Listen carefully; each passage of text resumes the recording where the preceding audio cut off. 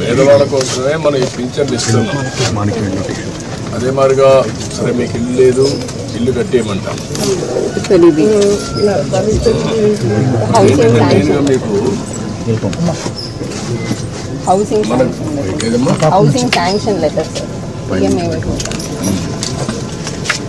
ఇప్పుడు ఇల్లు కూడా ఒకటి శాంక్షన్ చేస్తున్నారు, కట్టిస్తారు.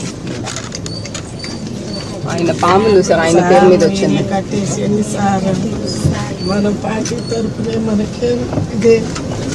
ఇప్పుడు ఇది తీసుకోండి అమ్మా, మీరు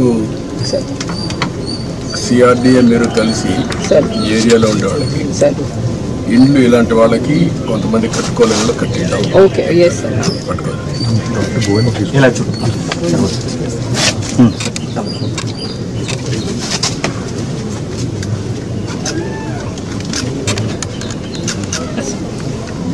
మనకి డీటెయిల్స్ ఏంటనేది so this is basically beneficiary lead construction sir. But మీరు అన్నట్టు ఇంకా వాళ్ళు కట్టలేకపోతే మనం పాలసీ ద్వారా ఇంకెవరి ద్వారా అటాచ్ చేసి చేయాలి సార్.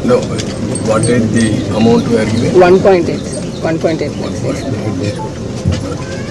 నేను ఇల్లు కట్టియమంటాను, చెప్తాను, కట్టి మీకు ఎట్లా చేయాలో చేస్తాను అన్నట్లు చేపిస్తాం. దానికంటే ముఖ్యంగా ఇప్పుడు ముగ్గురికి బెనిఫిట్ వస్తుంది. ఇంట్లో నీకు రాబోయే రోజుల్లో 4,000 వస్తుంది, ఆవిడకి 5,000 వస్తుంది, మీకు ఒక 4,000 వస్తుంది. 4, 4, 8 + 5 13,000 వస్తుంది. 13,000 వచ్చినప్పుడు మీరు కొద్దిగా సంపాదించుకుంటున్నారు. వీళ్ళిద్దరిని చదివించుకొని వాళ్ళకి చదువుకు అవన్నీ ఏం చేయాలో అవన్నీ చేస్తూ ఉంటాం గవర్నమెంట్ కూడా.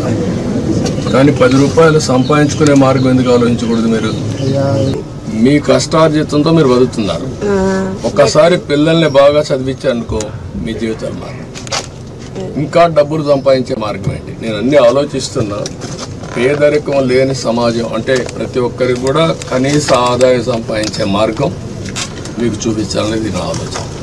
లేకపోతే మీ జీవితంలో ఇదే మరికి పుడతారు, ఇదే మరి చనిపోతారు. ఈ పిల్లలు కూడా ఇప్పుడు చదువుకుంటున్నారు. కనీసం ఏదైనా త్వరగా మంచి పని చేశాం, అది శుభసూచకం. ఈ పిల్లల భవిష్యత్తు బాగుంటుంది. ఏంట్రా మీరు ఆలోచిస్తున్నారా? ఏం ఆలోచిస్తున్నారు? బాగా చేయాలని ఆలోచిస్తున్నారు. ప్రతిరోజు చదువుకుండా బాగా క్లాసులో మంచి ర్యాంక్ వస్తుందా? ఎంత వస్తుంది?